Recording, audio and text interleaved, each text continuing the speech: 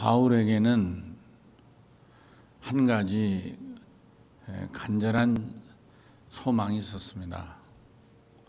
그게 뭐냐면 로마에 가서 하나님의 복음을 전하고 죽는 일이었습니다. 그래서 어떡한지 로마에 가고 싶었습니다. 그 희망을 갖고 마지막 로마를 향하여 간 도시가 오늘 여기 고린도라는 것입니다. 바울이 갈 수 있는 마지막 도시가 고린도였습니다. 그 이상은 갈 수가 없는 거예요. 그래서 그가 어떻게든지 고린도를 가고 싶었고 마침 아테네까지 왔으니까 그가 그리던 꿈 도시 고린도를 가게 된 것입니다. 물론 그것은 바울이 고린도에도 복음을 전하는 데 목적이 있지만 그러나 바울은 평소에 한 가지 꿈인 로마에 가고 싶었기 때문에 그 고린도는 항구 도시였습니다. 로마에 가려면 이 항구 도시 고린도에서 배를 타고 가는 그 마지막 길이 남은 거다. 그런 말씀인 것입니다. 이 당시는 고린도가 항구 도시고 또 도시 이 항구는 고기도 잡잖아요. 그러니까 생선도 많이 지중해 연에서 잡는 생선도 잡는 항구 도시고 또 로마로 가는 배가 다니는 항구이기도 했습니다. 제가 1992년도 이 유럽을 특히 바울의 선교지를 순행할 때에 이 고린도를 들린 적이 있습니다. 물론 저는 역으로 왔죠. 바울은 이 소아시아를 거쳐서 아테네를 거쳐 고린도에 갔지만 저는 그게 아니고 비행기를 타고 유럽에 가서 유럽에 마침 지금은 이제 그 친구도 모건대학에서 은퇴했어요. 은퇴 교수로 은퇴했는데 그때는 그 친구가 하이델베르그라는 그 오래된 도시인데 그 오래된 도시죠. 그 도시에서 공부를 해서 하이델베르그라는 대학에서 박사 공부를 하던 이광진 박사라는 친구가 있었는데 그 친구의 집에 가서 제가 처음 이 여행을 갔는데 한 달을 있다 오는 거니까 짐이 필요한 줄 알고 한 달간 필요한 옷 같은 걸 가져가다 보니까 커다란 룩색 이렇게 아이고 얼마나 무거운 짐인지 어려서 지게 지던 습관인 그 버릇이 있어서 그런 걸 가지고 다녔지 아마 꿈도 꿀 수 없는 거예요. 그 파란 군인들 가지고 다니고 거기다 짐을 착 드시고 이제 그 친구 집에 찾아갔더니 깜짝 놀라는 거예요. 세상에 이런 짐을 지고 어디를 가려느냐. 그래서 내가 지금 그리스를 가려고 한다니 깜짝 놀라는 거예요. 이거 어떻게 그리스 이걸 가지고 가느냐고. 이 짐을 고스란히 잘 보관해 줄 테니까 자기 집에 맡기고 불효불급한 것만 가지고 가라. 그래서 그 우리 딸 선영이가 초등학교 때 쓰던 그 룩색 이 어깨에 메고 여기다 뭐 책도 넣고 했던 거 있잖아요. 그 룩색에다가 이 옷가지 몇 개를 넣고 그러고 제가 떠난 기억이 있습니다. 그래서 거기서 이제 독일로 스위스로 해서 이제 이태리로 가서 브린디시라는 지금 우리나라로 말하면 포항과 같은 지형이에요. 이렇게 비슷해요. 포항하고 브린디시하고 위치가. 거기까지 가서 이제 여객선을 타고 이제 그 지중해를 제가 23시간 여객선을 타고 내렸더니 거기가 금방 생각이 안 나네. 파트라라는 항이었어요. 그러니까 이 당시 바울 당시에는 고린도가 주요 항구였어요. 근데 지금은 이 고린도가 이제 쇠락이 돼가지고 조그마한 어촌, 조그만 도시로 이제 전락이 되고 항구 큰 국제 항구는 거기서 조금 위로 올라가면 그 파트라는 곳에 항구가 있었습니다. 제가 지금 이렇게 좀 자세하게 말씀을 드렸습니다만은 여하튼 이 당시 고린도라는 것은 바울이 갈 수 있는 육로로 갈 수 있는 마지막 최종 지점이었다. 여기서부터는 배를 타야 이제 로마로 가게 됐습니다. 그러니까 지금 갈 때만 해도 바울은 이제 내가 드디어 로마에 갈 수 있겠구나 하고 고린도에 갔을 겁니다. 그런데 2절에 보니까 뜻밖의 사람을 만납니다. 전혀 예상치 못한 상황이, 그러니까 바울이 기대했던 상황이 뒤틀려지게 되는 것입니다. 자, 2절에 보니까 같이 읽습니다. 아굴라라 하는 본도에서 난 유대인 한 사람을 만나니 이랬어요. 아굴라라는 사람이에요. 근데 이 사람을 고린도에 가서 만났다는 거예요. 고린도에서. 근데 어디서 난 사람이라고요? 본도에서 난 사람. 본도란 바로 이탈리아를 말하는 거예요. 이 당시에 로마 제국이었기 때문에 로마, 이탈리아는 본도예요. 본국인 거예요. 나머지 이탈리아를 제한 나머지는 다 로마가 정복한 식민지였어요. 그러니까 식민지와 본도가 다른 것이죠. 어떻게 설명할까요? 옛날 외정 시대에 일본 사람들이 이제 대동아 전쟁을 일으킬 때 일본에서 한국을 점령하고 만주, 중국, 저 태국 이런 쪽으로 이제 기지를 넓혀 가지 않았습니까? 사이판 같은데 이제 막 저 인도네시아, 말레이시아 이런 쪽으로 막 점령에 들어가지 않았습니까? 그때 일본 사람들에게 일본은 본국이었습니다. 본국. 아마 그때 우리나라 사람이 마음대로 일본에 들어가기는 어려웠을 거예요. 일본 사람들이 자기 본국이니까 일본 시민권자만 아마 일본에 들어가고 일본에 살게 했을 거라고 생각합니다. 그러니까 여러분 그렇게 이해하시면 좋을 거예요.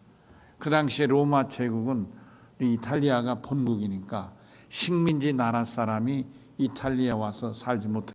여러 가지가 이유가 있지만 가장 중요한 이유 중에 하나는 아마 경호라든지 여러 가지 이유가 있을 것입니다. 여하튼 그래서 여기 본도에서 낳은 유대인, 그러니까 아굴라라는 사람이 원 유대인인데 태어나기를 어디서 태어났다? 이탈리아에서 태어났다. 사실은 여러분 이탈리아 사람이니까 이 사람은 이때 로마의 시민권자인 거예요. 태어났으니까. 그 나라에 태어났으니까 그 나라의 시민권자인데 문제는 뭐냐? 유대인이니까 쫓겨냈다. 다시 말하면 로마에 사는, 이탈리아에 사는 유대인들은 태어난 사람도 다 내쫓았다. 유대인들은 내쫓았다. 그러나 그래서 이제 쫓겨나서 이제 이 아굴라는 자기 아내 브리스길라를 데리고 이탈리아 추방돼서 쫓겨나서 그래서 이제 고린도로 돌아온 사람이라. 자, 이게 참 답답하게 됐어요. 바울은 로마 시민권자예요. 그러니까 아굴라와 같은 로마 시민권자예요. 근데 신분이 같은 로마 시민권자지만 이 바울은 로마에서 태어난 시민권자가 아닌 거예요. 아굴라는 로마에서 태어난 시민권자예요. 다 같은 유대인인 거예요.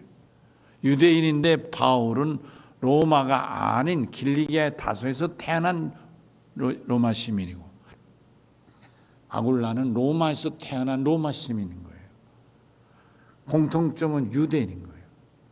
근데 로마에서 태어난 시민권자인 아굴라도 로마에서 쫓겨났으니 이 다른 나라에서 로마 본도가 아닌 다른 나라에서 태어난 시민권자 바울이 로마에 들어갈 수 없는 거예요.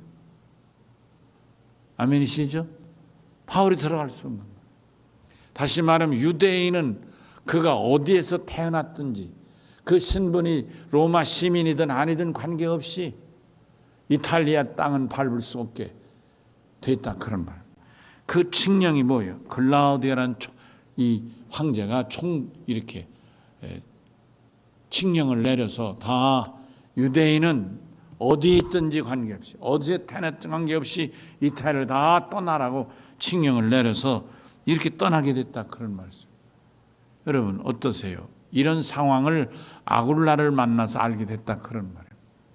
그럼 바울도 당연히 있어도 쫓겨난 판인데 그가 로마에 갈 길은 아예 없다. 전혀 없다. 그렇죠? 황제의 명령을 거역할 사람이 어디 있습니까? 황제의 명령. 그러니까 사실상 바울은 여기서 굉장히 마음에 충격이나 좌절을 느낄 수밖에 없었을 거다. 아하, 나는 평생의 소원이 이 로마에 가서 복음을 전하기를 원했는데 내 소원이 여기서 끝을 맺는구나. 그래서 제가 이제 로마에 가는 걸 포기하고 근데 쉽게 포기할 수 없어서 자그마치 고린도에서 1년 반 동안, 그렇죠? 1년 6개월 동안 복음을 전했어요. 11절을 같이 읽겠습니다. 시작. 1년 6개월을 어디에서? 고린도에서 머물며 고린도 사람들을 가운데서 하나님의 말씀을 가르쳤다. 그래서 이 고린도에 가면 교회가 있습니다. 교회를 개척한 사람이 누구라고요? 바울이 개척한 고린도 교회가 고린도 옛 도시, 옛 고린도가 두 가지예요. 구 고린도가 있고 신 고린도가 있는데 구 고린도는 이제는 물이 상당히 밑으로 빠져서 그래서 약간 위에 있고요. 신 고린도가 바닷가에 있는데 이 구 고린도에 가보면 뭐 사람이 많이 사는 동네는 아니에요. 쇠락했기 때문에. 그러나 거기에 바울이 세웠던 교회가 있습니다. 그 교회를 찾아 제가 갔습니다. 그리스를 바울의 선교 여행지를 수료하는 과정에 이 고린도 교회, 바울이 세운 고린도 교회를 제가 찾아갔어요. 그 사람들은 그 교회에 이제 문이 이렇게 항상 문이 성부, 성자, 성령. 그래서 교회 건물은 이 건물은 문이 세 곳이 큰 문, 양쪽에 쪽문 이렇게 있습니다. 들어가는 문, 나오는 문 이렇게 되어 있습니다. 큰 문은 거기는 누가 가느냐면 이제 담임 목사가 예배를 집례하러 주일날 담임 목사가 예배를 집례하러 갈 때만 큰 문을 열고 걸로 들어가서 예배를 집례하고 대부분의 성도들이 교회에 일이 쏠 때는 들어가는 문에서 일 보고 나오는 문으로 나옵니다. 근데 이 문에는 들어가는 문과 나오는 문에는 항상 두 사도가 이제 크게 형상화를 사진이나 이런 거를 있는데 그게 뭐냐면 한쪽은 베드로, 한쪽은 바울이. 놀랍죠? 항상 그렇게 돼 있어요. 여러분 로마 베드로 성당에 가도 로마 바티칸의 베드로 성당에 가도 이 형태는 똑같습니다. 한쪽은 베드로 상, 한쪽은 바울의 상 이렇게 돼 있어요. 놀랍죠? 예, 이 교회도 이렇게 한쪽은 베드로, 한쪽은 바울은 이 형상을 딱 보면 딱 튀어난 누구나 알 수 있는데 이 그림도 그렇고 조각상도 그런데 바울을 만든 조각상이나 그림 중에 딱 보면 이게 바울이다 알 수 있는 그 아주 뚜렷한 증거가 있어요. 그게 뭐냐면 이마가 푸뚝 뛰쳐나온 짱구였어요. 바울은 짱구예요. 머리가 앞으로. 이해가 되시나요? 머리가 이마가 이렇게 앞으로 나온 사람. 그러니까 바울의 외모는 잘생긴 외모는 아닌 거죠. 그러니까 머리가 크다 그래. 머리가 크고 이게 앞으로 나온. 그래서 조각도 그렇고 그림도 그렇습니다. 근데 거기에 이제 고린도 교회 역사, 고린도 교회 역사, 히스토리 오브 고린도 교회에 대해서 Church in 고린도 교회 역사를 이렇게 돌로 이렇게 새겼어. 돌로 이렇게 돌판을 붙여가지고 돌로 이렇게 새겼어. 돌에다 새겼는데 그 고린도 교회의 교역자, 담임 목사들의 그 교역 역사를 이렇게 1대 누구 몇 년 돼서 몇 년, 2대 누구 몇 년 돼서 이렇게. 아직 우리 교회는 제가 개척해서 임기가 안 끝났으니까 1대는 김연호 목사지만 제가 은퇴하고 나면 2대 목사가 누가 오지 않겠습니까? 그렇죠? 저는 1981년 6월부터 시무를 시작해서 이제 22년 4월 연회까지 제가 시무를 하겠죠. 그러니까 그렇게 1대 김연호 목사, 2대 아무개 목사 이렇게 되듯이 그렇게 기록된 걸 봤어요. 근데 제일 처음에 1대가 뭐냐? 세인트 파울루스에 딱 써 있어요. 세인트 파울루스. 이게 누구예요? 성 바울이라. 예. 우리는 그냥 바울, 영어로는 폴. 또 이 나라 그리스 말로는 파울루스예요. 파울루스. 이렇게. 제1대가 세인트 파울루스. 제가 그거를 읽는 순간 마음이 참 뭐랄까요, 이 어색하고 마음이 경건해지고 찡하고, 그 어떤 말로 표현할 수 없는, 아마 그 영어로 그런 표현을 awesome이라고 표현할 것 같아요. awesome, 경건하고 왠지 엄숙해지고, 그러면서 이 마음이 숙연해지고 감동이 오는 그런 여러 가지 그 감정이죠. 좋은 하나님 앞에 엄숙하고 그런 감정을 한없이 느낄 수 있었어요. 바로 여기 바울이 1년 6개월 동안 고린도에 있으면서 복음을 전한 교회, 바울의 교회. 자, 그런데 오늘 여기 본문에 보니까 그래서 바울은 여기서 희망을 꺾게 됩니다. 자, 여기 보십시다. 3절에 생업이 같으므로, 누구예요? 아굴라하고 바울이 생업이 같다. 근데 그 생업이 뭐냐니까 천막을 만드는 거였다. 바울도 여러분 복음을 전하면서 어디 가든지 벌어서 먹고 살아야 되지 않았겠어요. 바울을 안디옥 교회가 선교사로 파송했지만 그렇다고 생활비, 선교비를 지원한 건 아니니까요. 그래서 자기가 어디를 가든지 일을 해서 돈을 벌고 또 그 번 돈을 먹고 살며 복음을 전한 거예요. 바울의 일행들이 디모데와 실라까지 했으니까. 근데 이 바울이 가서 언제 가서 일을 해가지고 돈을 벌었죠. 그러니까 바울이 낮에는 돈을 벌고 저녁에는 주경야독이라고 하듯이 저녁에는 복음을 전했어요. 바울이. 평일에는 물론 일을 했죠. 안식일에는 예배를 인도했습니다만은. 그러니까 바울의 주업이 천막을 만드는 거였다, 그런 말씀. 근데 마침 이 아굴라도 천막을 만들어서 생업으로 살아가더라, 그런 말. 그러니까 여기서 동업자를 만나게 된 것이죠. 요즘은 천막 만드는 수입이 어떤지 모르지만 아마 이때는 천막 만드는 것이 그래도 괜찮은 수입이 아니었겠나 하는 것이죠. 여러분, 선교사가 두 가지 종류의 선교사가 있습니다. 하나는 이 바울같이 자기가 직업이 있어서 자기가 그 직업으로 일을 해서 생계를 유지하면서 복음을 전하는 그런 선교사가 있고, 두 번째 선교사는 누가 후원단체가 있어서, 후원하는 교회나 후원단체가 있어서 생활비를 대주는 거예요. 그러면 생활비 벌지 않아도 되니까 그 사람은 어떡한지 복음을 전하는 일에만 전념하는 선교사가 있는 거예요. 이 두 가지 선교사가 있어요. 근데 일반적으로 말할 때 선교사 그러면 이 후원을 받아서 하는 선교사를 일반적으로 선교사라 이렇게 말합니다. 그런데 이런 일반적인 후원을 받아서 선교하는 선교사는 대개 신분이 누구냐면 목사들이 대개 그렇습니다. 목회를 하다가 선교의 꿈이 있어서 선교사로 간, 그럴 때 이제 섬기던 교회나 이런저런 교회 혹은 개인적으로 인연이 있어서 선교비를 후원해 주면 그 후원비를 보장받고 이제 가게 되는 것입니다. 대개는 그렇게 현재는 선교를 합니다. 그러나 평신도 가운데 예를 들면 의사라든지 혹은 무슨 기술 있는 기술자라든지 뭐 그런 사람들이 이제 뜻이 있어서 선교를 하게 가면, 무슨 평신도 장로님이나 권사님이나 집사님이 선교의 뜻이 있어 간다는데 그런 분들까지 교회가 선교비를 지원하는 경우는 흔치 않습니다. 그리고 또 의사 같은 사람들은 병 고쳐주고 병원에 근무하고 대학에 교수하면서 선교를 할 테니까 생활비는 스스로 원치도 않는 거죠.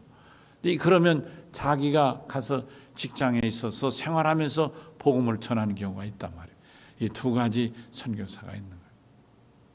오늘 여기 바울은 어떤 형이냐면 자기가 벌어서 하는 선교사. 이렇게 이런 선교사를 자비량 선교사라 우리말로는 그렇게 번역합니다. 자비량 선교사. 자기가 생활비를 보충해서 선교하는 선교사를 자비량 선교사라 그렇게 말합니다. 근데 이 자비량 선교사를 영어로 번역하면 바로 천막 만드는 사람이에요. 영어로 텐트 메이커라고 그러는데 그 말 그대로예요. 영어 그대로 텐트 천막이잖아요. 메이커 만드는 사람. 천막 만드는 사람. 그 말이 어디서 왔느냐? 여기서 온 거예요. 예?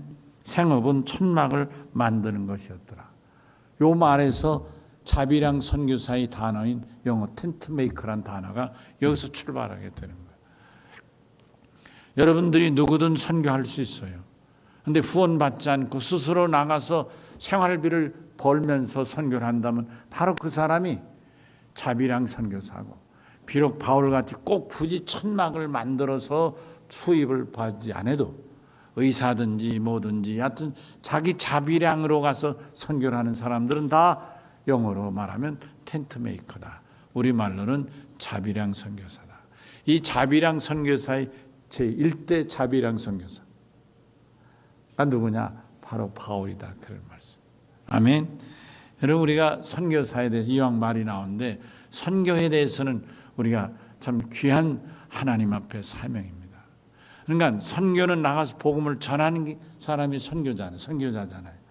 그런데 그 선교사를 우리가 물질로 지원해서 뭐 어떤 사람은 매월 10,000원씩 혹은 20,000원씩 혹은 50,000원씩 100,000원씩 뭐 이렇게 개인적으로 지원할 수도 있고 교회가 100,000원씩 몇십만 원씩 이렇게 지원할 수도 있을 것입니다. 여러분, 이 선교비를 지원하는 것은 굉장히 중요한 일입니다. 왜냐하면 선교하는 일이기 때문에 그렇습니다. 우리는 그 헌금을 선교 헌금이라 하지 않습니까?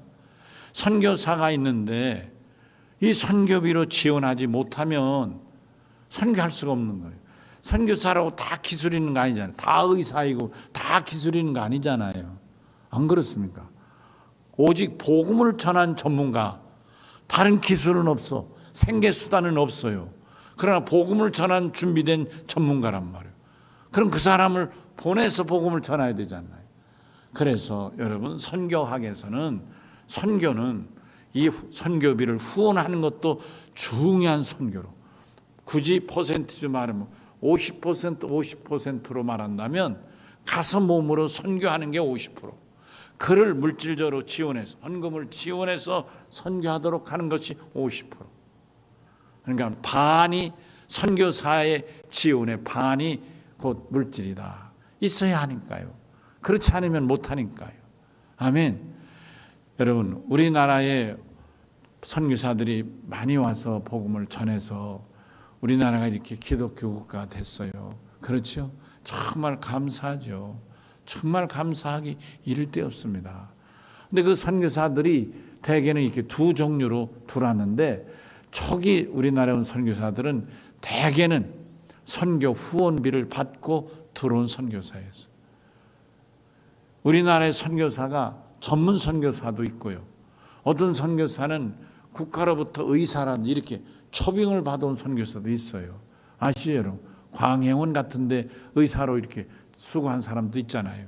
이 사람들도 그 당시에 우리나라에는 병원이 제대로 갖춰져 있지 않고 또 의사 봉급을 주는 제도가 없었기 때문에 이 사람들이 뭐 황제를, 고종 황제를 돌봐준다고 혹은 또 무슨 병든 사람 고쳐준다고 돈이 나는, 오히려 그분들은 자기가 외국, 그 미국이나 캐나다에서 주로 왔는데요, 자기들이 와서 혹은 올 때 약을 많이 가져오고 간단한 수술 도구를 가지고 와서 자기들이 지원받는 약을 가지고 우리나라 환자들을 고쳐주었어요. 어떻게 생각하면 정말 저들도 자비랑 선교사일 수도 있지만 그러나 대부분은 이렇게 지원받아서 선교를 했다. 오늘 우리나라도 이렇게 지원받아 선교하는 사람이 많아요. 참 감사한 일이죠. 우리나라가 선교사를 많이 합니다. 많이 보내고 많이 나가 있습니다. 정말 감사한 일이죠. 아마 우리나라에 선교사가 있어서 들어와서 우리나라가 복음이 전파돼서 이만큼 세계 가운데 우뚝 선 나라들, 여러분, 어떤 분이 그러더라고요. 제가 얘기를 텔레비에 듣는 가운데 뭐 언론에서는 미국과 중국 이 두 강대국 사이에 껴있다. 그래서 고래 싸움에 새우등 터진다고 하는데 정말 이 말은 맞지 않는 말이라고 아주 강변하는 사람 얘기를 들었어요. 무슨 얘기를 하는 거냐고. 왜 한국이 새우냐고. 미국과 중국이 고래면 우리나라가 절대 새우는 아니라고. 미국과 중국이 고래라면 한국은 적어도 돌고래는 된다고. 절대로 두 고래 싸움에 끼어 죽는 새우는 절대 아니라고. 그 사람은 그렇게 강변을 하더라고. 돌고래는 되는데 무슨 새우냐고. 너무 우리 국민들이 그런 어떤 피해의식, 두려움 때문에 걱정을 많이 하는데, 그래서 언론들이 어떤 국민들에 대해서 이렇게 계몽하지를 못하고 이상하게 끌어간다고. 그 사람 막 굉장히 강변을 하더라고. 자기가 볼 때는 적어도 돌고래는 된다. 그 왜 그러냐? 근데 그분의 얘기를 제가 들으면서 상당히 공감이 됐어요. 이제 우리는 고래등 싸움 낀 새우가 아니고 돌고래다, 이렇게 마음을 먹게 됐는데, 그분이 이렇게 근거를 제기했어요. 첫째는 뭐냐? 한국은 세계에서 부자 나라 중에 한 나라는 거예요. 우리나라 가난한 나라가 아니라는 거예요. 못 사는 나라가 아니라는 거예요. 우리나라 부자 나라는 거예요. 우리나라가 부자 나라 순서로 세계가 184나라인가 되죠. 184나라쯤 돼. 세계가 184나라 정도 되는 이 나라 순서를 매겨서 나라 잘 사는 나라의 돈을 규모를 따지면 우리나라가 12번째 나라라는 거예요. 근데 아니 184개 가운데 12번째로 잘 사는 나라가 왜 새우냐는 거예요. 절대 아니라는 거예요. 여러분 놀랍죠? 근데 여러분 생각해요. 12나라 한번 보세요. 지금 어떤 경제 규모로 말할 때요, 여러분 미국이 있고요, 지금 중국 있잖아요, 또 옆에 일본이 있잖아요, 그 다음에 어느 나라 칠까요? 인도 있죠. 그렇죠? 그 다음 또 어느 나라 칠까요? 뭐 독일이나 프랑스나 영국이나, 그죠? 이거 보세요. 그 7이잖아요. 저 캐나다, 또 저 브라질, 그 다음에 또 뭐요? 오스트레일리아, 또 어느 나라 낄까요? 보세요. 러시아 껴준다 하면 그 다음에 우리나라예요. 여러분 어떠세요? 우리가 굉장히 잘 사는 뭐 선진국이었던 스위스, 헝가리, 뭐 스페인, 뭐 이런 나라들 말이에요. 이태리가 아마 10번째, 11번쯤 들어가겠죠. 잘 모르겠어요. 여하튼 이태리하고 우리가 좀 앞뒤로 왔다 갔다 해요. 보세요, 여러분. 우리나라가 대단한 나라로 생각했는데 남미에서는 브라질이 우리보다 뭐 할지 모르지만, 잘 모르겠어요. 정확히는 모르겠어요. 한번 생각해 보십시오. 여러분 우리나라가 가난한 나라 아니잖아요. 여러분 우리나라 못 사는 나라가 아니에요. 우리나라 인구가 그렇게 작은 나라가 아니에요. 우리나라가 5천만이잖아요. 영국이 한 8천만 돼요. 8천이 좀 넘고, 독일이 7,800만 정도 되고요. 프랑스가 한 그 정도 돼요. 이태리가 좀 많습니다. 그 다음에 스페인이 우리하고 비슷합니다. 우리하고 인구수로 따지면 그래요. 여러분 생각해. 몇 나라 빼고 나면 뭐 인구로 따지면 오스트레일리아나 캐나다는 우리보다 훨씬 적지요. 여러분 어떻습니까? 제 설명을 듣고 보니, 제 설명 아니고 그 젊은 교수의 얘기였는데요, 제가 그 얘기를 들으면서 상당히 공감이 됐어요. 여러분 무역을 1조 달러 이상, 무역과 수입을 합해서요, 이 무역고라고 그러죠. 수입과 수입을 합해서요 1년에 1조 달러 이상 하는 나라가 여러분 184개 가운데 몇 나라 안 돼요, 여러분. 게다가 또 인구가 5천만에, 인구 5천만에 넘는데 1인당 국민 소득이 3만 불 이상, 게다가 수입과 수출을 합해서 1조 달러, 이 세 가지 기준, 인구가 5천만 이상, 그 다음에 국민 소득이 3만 불 이상, 그 다음에 수입과 수출을 합해서 1년에 1조 달러 이상. 여러분 이 세 가지 조건을 갖춘 나라를 따지면요, 그나마 우리나라는 10번째 안으로 7번째인가 8번째로 들어옵니다. 왜냐? 그러면요 중국이나 인도 같은 나라, 브라질 같은 나라가 빠지는 거예요. 중국 1인당 3만 불 안 되잖아요. 인구는 인도도 1인당 3만 불 안 되잖아요. 그러니까 이렇게 조건을 1인당 3만 불, 그리고 1조 달러 이상, 그리고 5천만 이상으로 묶으면 더 팍 줄어들어요. 우리가 7번째나 아무리 뒤로 가도 8번째 정도 될 거예요. 여러분 어떠세요? 제 설명 들으니까. 우리가 그렇게 뭐 미국 눈치를 보고 중국 눈치를 보고 잘못 걸렸다, 작살난다, 새우등 터진다, 이런 시대는 이미 지났다. 그러면 좀 얘기는 좀 바뀌었습니다만 일본이 우리나라를 얼마나 저렇게 못 살게 굽니까? 여러분 똑같은 원리입니다. 미국이 중국을 못 살게 구는 원리하고 일본이 우리나라 못 살게 구는 원리하고 똑같습니다. 미국은 자기네 국력의 자기네 국력의 반을 넘어서는 나라는 절대로 용납하지 않습니다. 미국의 국력의 반을 넘어섰다가 아주 곤욕을 치는 나라가 2나라고 중국이 3번째 나라입니다.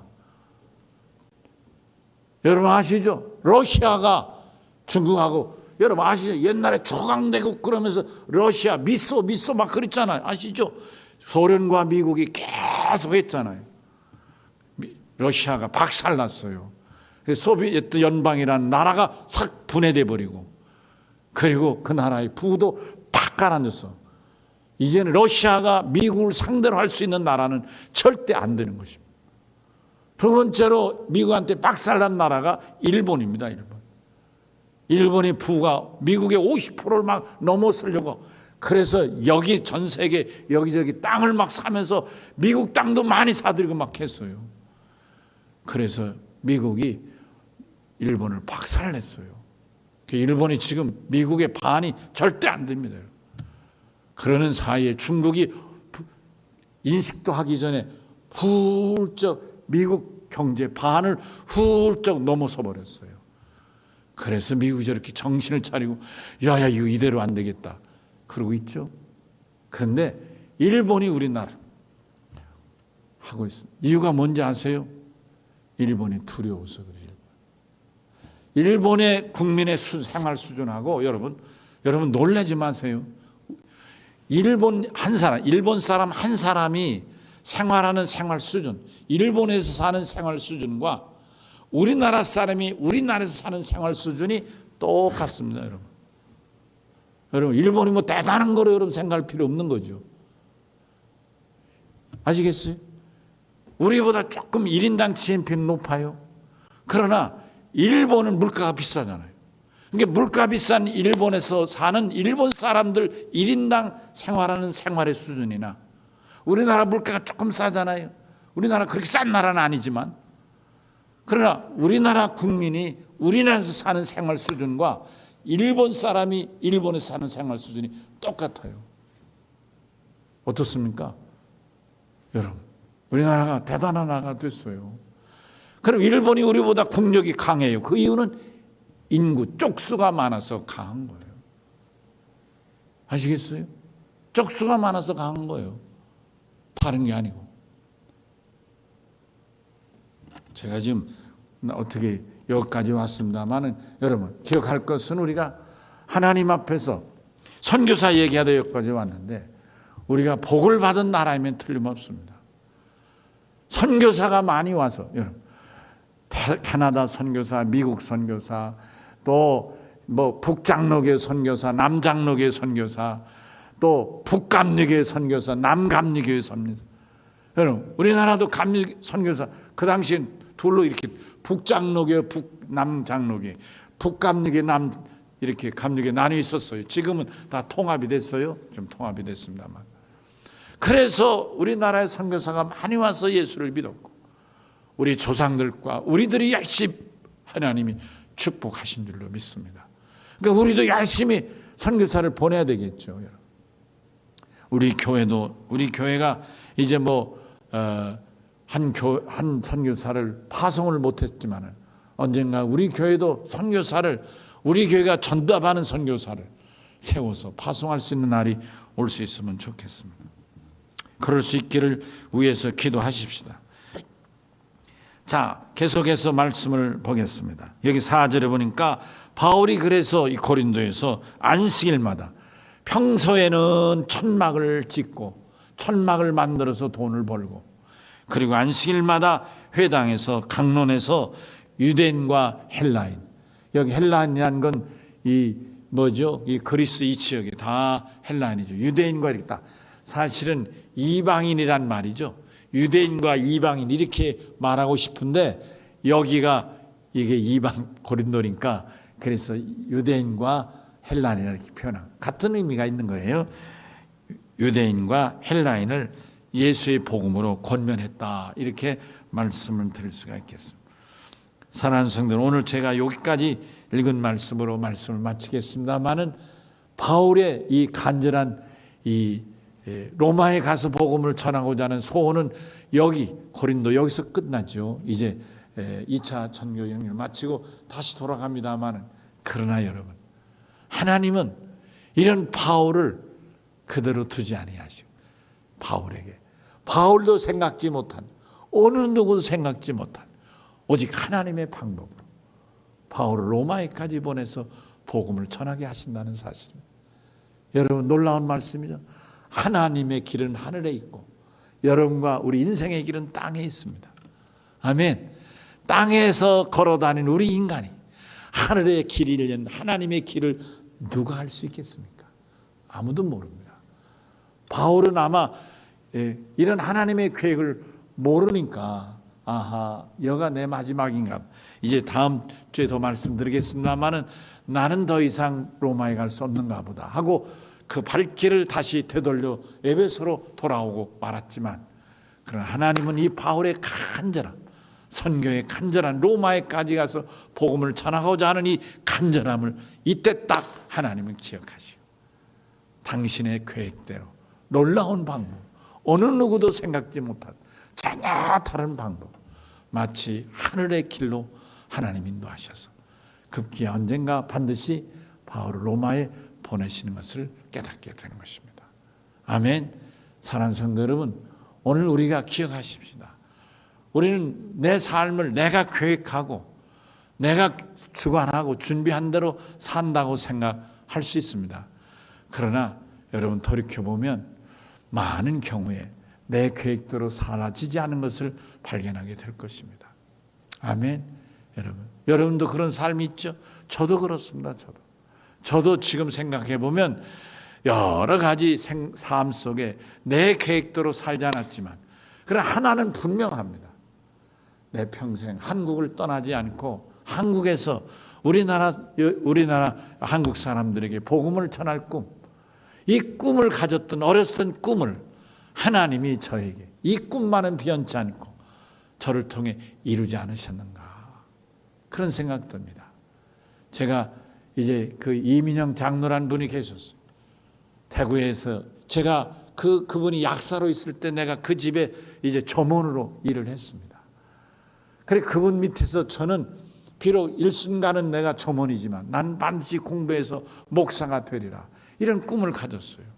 또 엄마가 나를 목사님으로 늘 불렀기 때문에 저는 당연히 목사로 살아야 할 사람으로 생각했어요. 근데 어느 날 제 마음속에 나는 한국을 위해서 복음을 전하는 목사가 되겠다 이런 마음을 어느 순간 제가 갖게 됐어요. 근데 그 이민영이라는 약사님이야. 내가 아저씨라고 불렀는데요.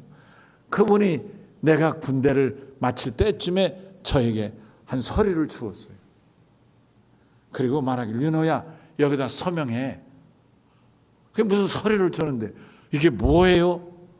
미국 가는 거야. 그분은 제가 제대하면 저하고 같이 미국을 들어가려고 저를 위한다고 준비하고 계셨어요. 놀랍죠? 그 당시에는 미국 이민 가는 게 쉬웠어요.